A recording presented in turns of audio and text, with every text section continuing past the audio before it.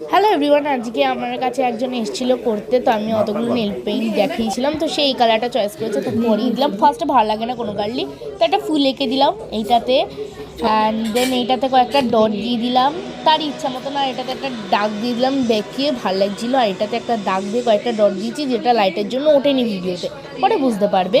And then এইখানে একটা half করে দিয়েছি কালার গোল্ডেন অ্যান্ড অরেঞ্জিশ শেডের মধ্যে।